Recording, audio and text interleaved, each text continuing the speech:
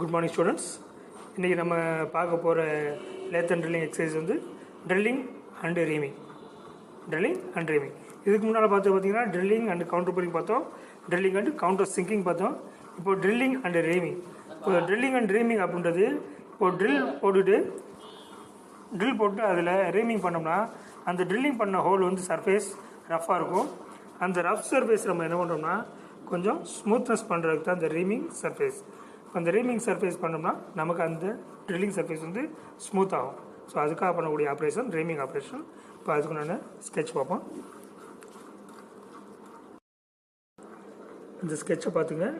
இப்போ sketch 50 to 50 square பீஸை நம்ம எவ்வளோ சைஸ்ன்னு பாருங்கள். 15 mm, இங்கேருந்து 15 mm, இங்கேருந்து ஒரு 15 mm பாயிண்ட் பண்ணி நம்ம சென்டர் ஃபார்ம் பண்ணிடுறோம். அதே மாதிரி மேலேயும் பார்த்தீங்கன்னா 15 to 15 நம்ம ஸ்கெட்ச் ஃபார்ம் பண்ணி பஞ்ச் அடிச்சுக்கிறோம். இப்போ 2 கார்னர்லேயும் நம்ம ட்ரில் ஃபார்ம் பண்ணுறோம். ட்ரில் ஃபார்ம் பண்ணி அதுக்கு உண்டான நம்ம ரீமிங் ஃபார்ம் பண்ணுறோம். சைஸை பார்த்துங்க. ட்ரில்லோட சைஸ் கீழே உள்ளது 8 mm டயா, மேலே உள்ளது 10 mm டயமீட்டர். திக்னஸ் வந்து அஸ் யூஸ்வல் 20 mm. ஸோ இந்த படத்தை போட்டு கீழே டேப்லெட் கொடுக்குறோம். ரைட் சைடில் அஸ் யூஸ்வல் உள்ளது அப்படியே நம்ம ரெக்கார்டில் நோட் பண்ணிக்கிறோம். இப்போது 8 mm ட்ரில்லுக்கு உண்டான ரீமர் 8 mm ரீமர் இருக்குது. இப்போது அந்த ட்ரில் போட்டு நம்ம ட்ரில் போட்டு முடிச்சோன்னு பார்த்தீங்கன்னா ஹோல் வந்து மேலேயும் கீழேயும் கொஞ்சம் அன்னியவனாக இருக்கும். மேலே கொஞ்சம் ஓவல்ட்டியாக இருக்கும், கீழே வந்து சிறுசாக இருக்கும். ஸோ அதை கரெக்டாக ஈவன் பண்ணுறதுக்கும் அந்த சர்ஃபேஸை ஸ்மூத்தன் பண்ணுறதுக்கு தான் நம்ம ரீமிங் ஃபார்ம் பண்ணுறோம்.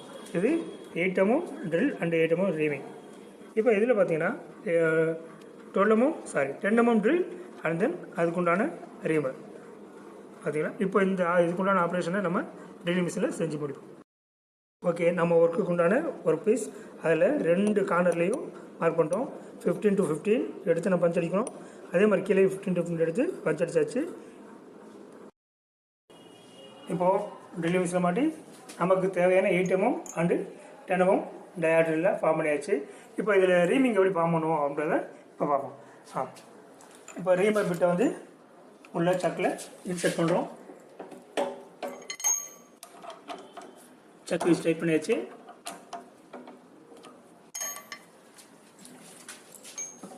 இப்போ கரெக்டாக லொக்கேட் பண்ணுறோம். இந்த அப்ரேட் ட்ரில்லிங் மிஷினில் ட்ரில் பிட்டுக்காக அல்லது ரீமருக்காக டேபிளை மூவ் பண்ணி கரெக்டாக செட் பண்ணணும். நம்ம ரேடியல் ட்ரில்லிங் மிஷினில் அப்படி கிடையாது.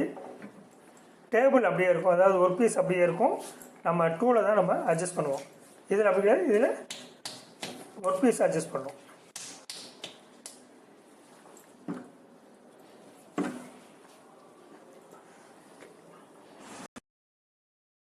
ஸ்பீட் ரெடியூஸ் பண்ணுமோ? கீழே தானே இருக்குது, லோ ஸ்பீடில் தான் இருக்குது.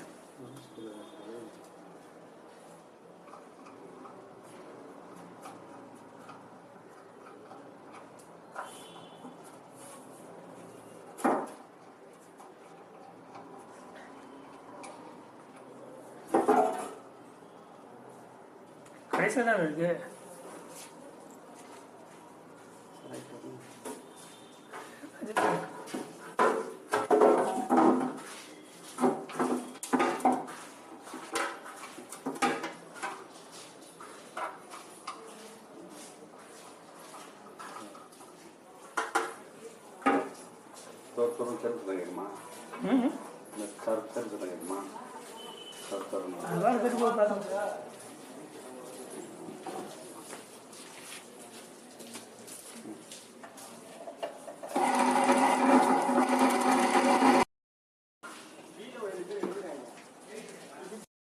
இப்போ அடுத்து 10 mm ட்ரில்லுக்கு உண்டான ரீமர் நம்ம செட் பண்ணுறோம். செட் பண்ணியாச்சு. இப்போ ரீமரை நம்ம ஃபார்ம் பண்ணுவோம்.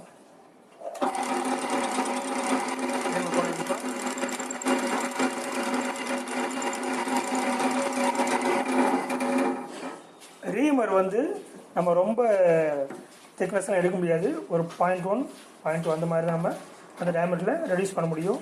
ஸோ மினிமம் சர்ஃபேஸை மினிமம் மெட்டீரியல் தான் நம்ம ரிமூவ் பண்ணுறதுக்கு உண்டான ஆப்ரேஷன் தான் ரீமர் ஆப்ரேஷன், ரீமிங்.